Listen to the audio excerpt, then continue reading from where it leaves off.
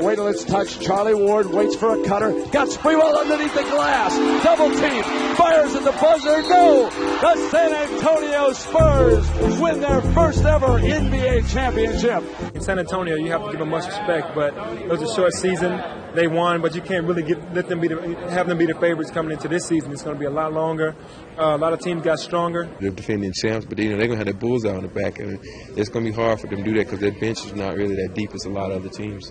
The defending champs' perceived weaknesses and the lack of one player who pushes his team head and shoulders above the rest of the league makes the first full season of the post-Jordan era wide open. There's no more dominance as when Bulls had their run. It's wide open right now. Chicago's gone.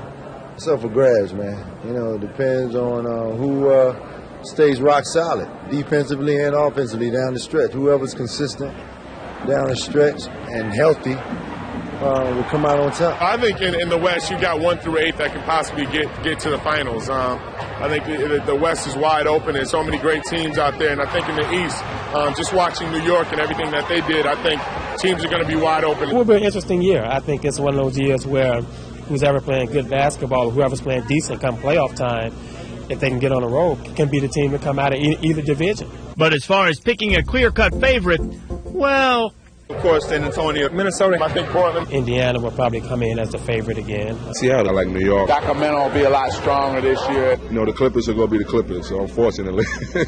I think Phoenix has because, I'm going there. Hopefully I can bring a lot to the team. Not trying to be really arrogant or anything. I think Phoenix did help themselves out by bringing me in, and I'm just going to try to do as much as I can for that team. I think that Toronto has helped themselves out a lot. I think you got to look for them to really do some damage this year in the East. Wallace turns, fade away off the glass. Oh, no! He did not do that! My pick is, nobody's going to be talking about is Charlotte. Charlotte's going to have a great team. They got Eddie Eldon. They got Anthony Mason back. They're going to have a great team. They got a good rookie in Brian Davis. So Charlotte's going to be a team that everybody's going to reckon with. You just have to look at so many teams that have gotten better throughout the course of the year.